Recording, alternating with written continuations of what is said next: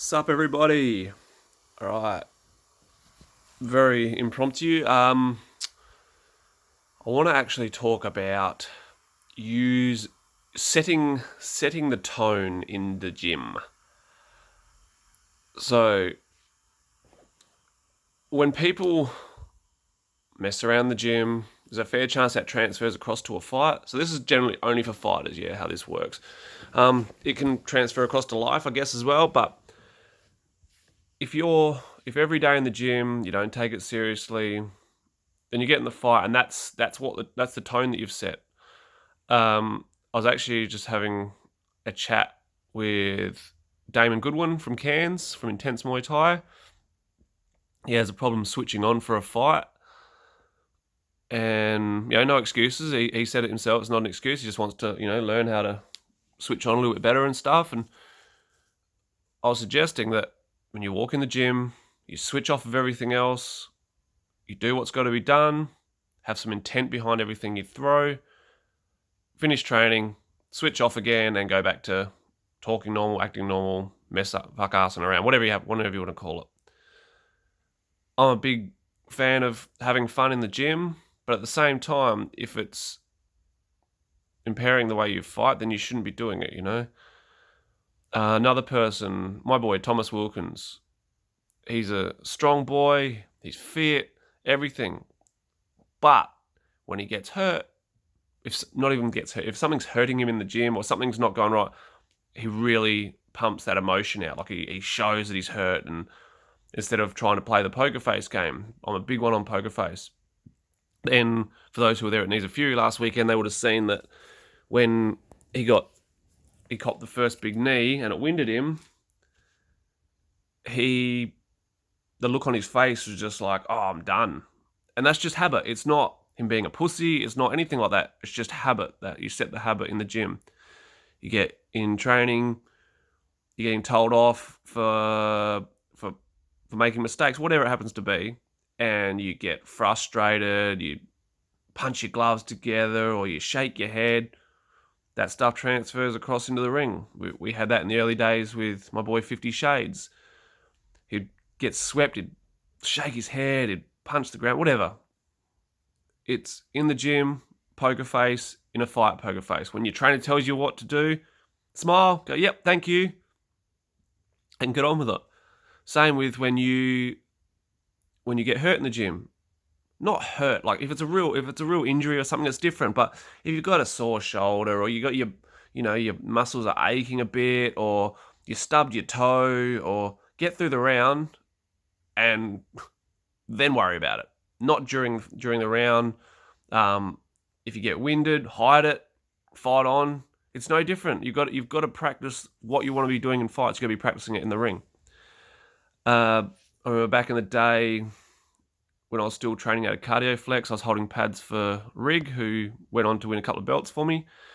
I was training him and I was leg kicking the absolute shit out of him. And I stopped leg kicking halfway through. I think it was the second round because my foot was hurting. But kept on going, kept on pushing him. He didn't notice any difference. I got to the end of the round and my big toe on my right foot was hanging out the side of my shin guard, like sideways. Kind of like how a thumb looks like that. I dislocated my big toe. So put it back in, did the next round in agony. Stood as a southpaw because it was my right foot. So yeah, I stood as a southpaw. So it was my front foot. I didn't have to try and stand up on my toes with my back foot. Got to the end of that round, I was like, I'm done. But it's that was through years of practice, and that's what you got to do. You got to set the tone in the gym so that when you get into fight, you've already set the base tone there to know that you're not going to be putting on a show that of pain, or even if it's just the lack of focus. You might be you're too busy having fun in the gym, so you got to have fun in the ring without thinking about the consequences. And there are consequences. If someone's a big puncher, you're going to get hurt. So you got to find that happy medium. Enjoy it without being a twat. The other thing is add some visualization in and stuff as well to get prepared for a fight. Work on your favorite techniques and visualize how you want to throw them to land them on someone. there's a lot of stuff to be worked on. It's a bigger,